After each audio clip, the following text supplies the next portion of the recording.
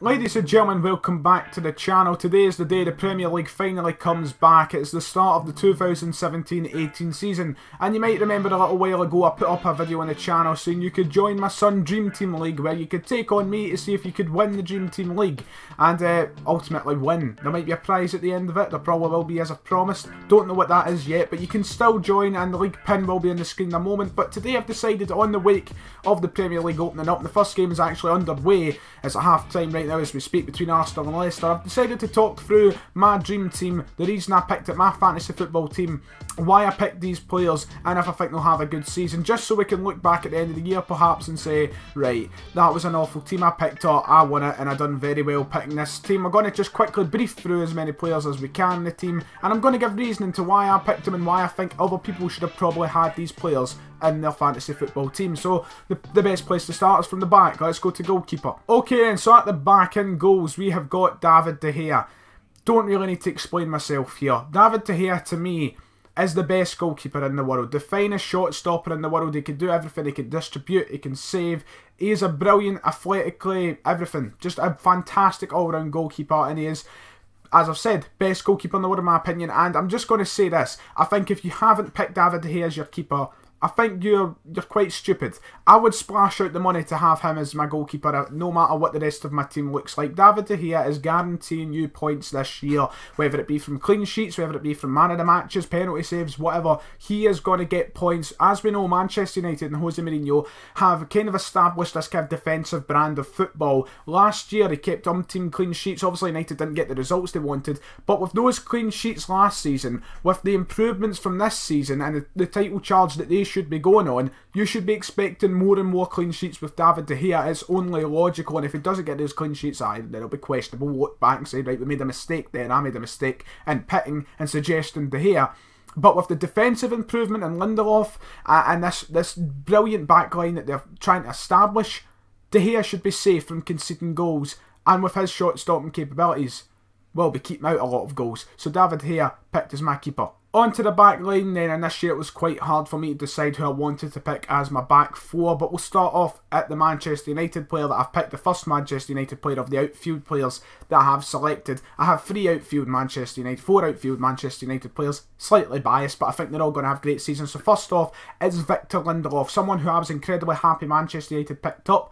I was looking forward to him coming to Manchester United, and because of that I've decided to have him in my team. He's looking strong, he had a strong term at Benfica, and he'll come into the team, spending £32 million on him, so he's a player straight away. With that money spent, you should be expected to come into the team, play as much as possible, whether he's been deployed as a right back or a centre back, and keeping clean sheets, as United should be doing as often as possible, will gather points, will gather people points, gather me points, and that's the reason I have him, because I feel like he's going to be a great player for Manchester United. I feel like he's going to have a strong season, building on what he's already had at Benfica, at Manchester United. Mourinho seems to favour his style. There was a couple of iffy moments in pre-season that were questionable, the tackle on Real Madrid coming to mind, but I'm looking forward to him. I think he's going to be a big name at Manchester United in the next few years, and develop into one of the better centre-backs in the league.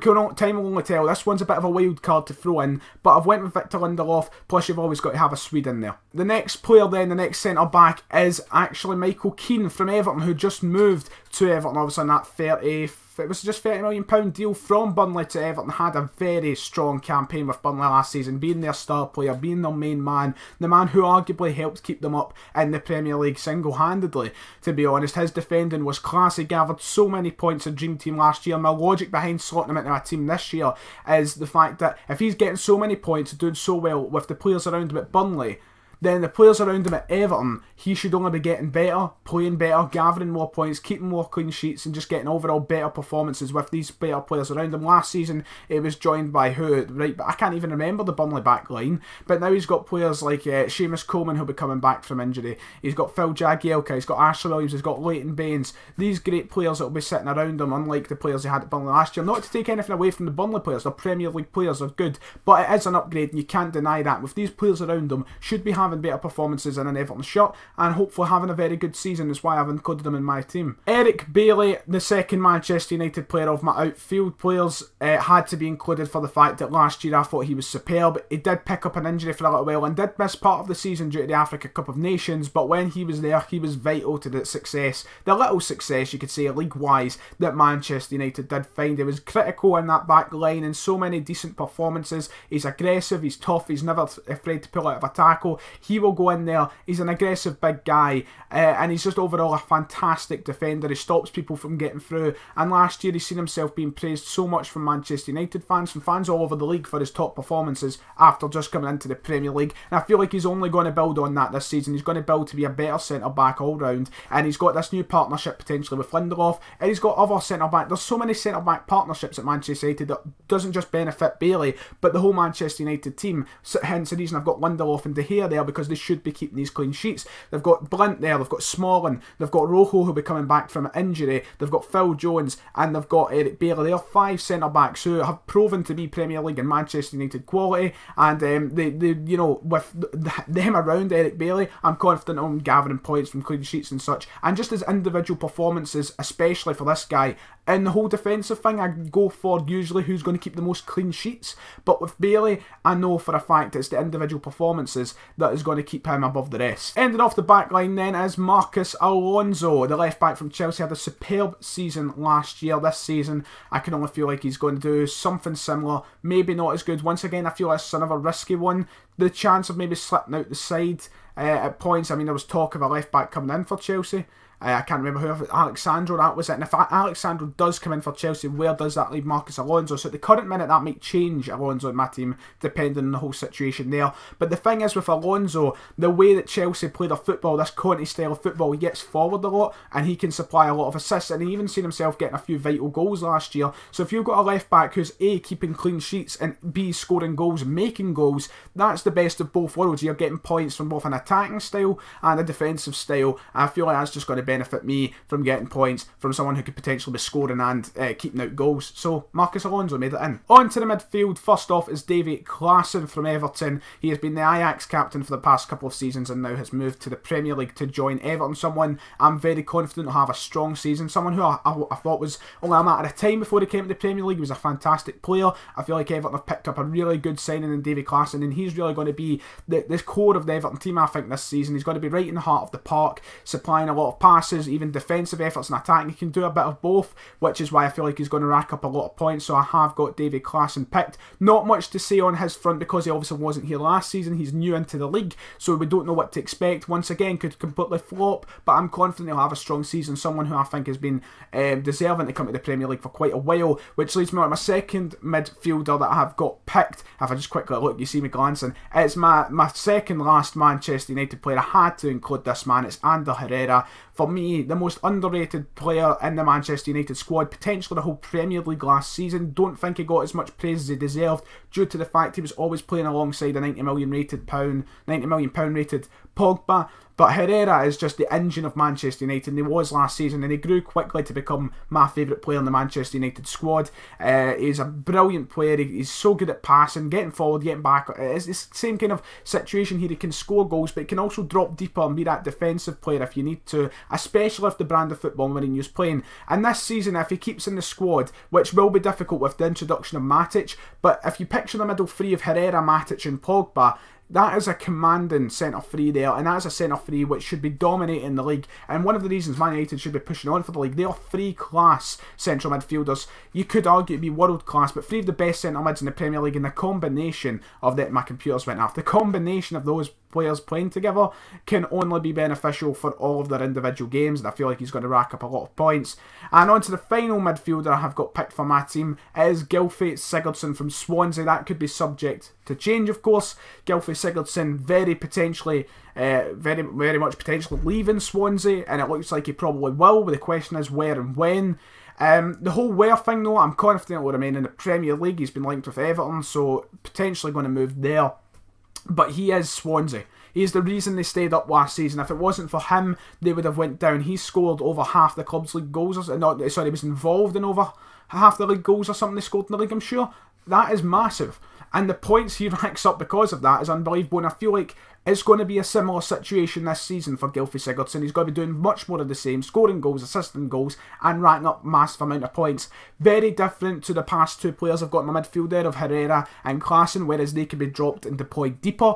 Sigurdsson, purely an attacking player, can be put out in the wing as well, so he offers a lot more than what Herrera and Klaassen do when it comes to goal scoring and creating goals, and I feel like that's what's going to get me a lot of points from him, so that's why I had to involve Sigurdsson in my team. Finally, moving on to the front three then, and I have gone with three players who, well, two players specifically who are going to score bags of goals. And I feel like I've really focused more on getting the goals in, and I'm hoping it doesn't flop on me, but I feel like I'm going to get a massive amount of points from two players we'll come on to after this one.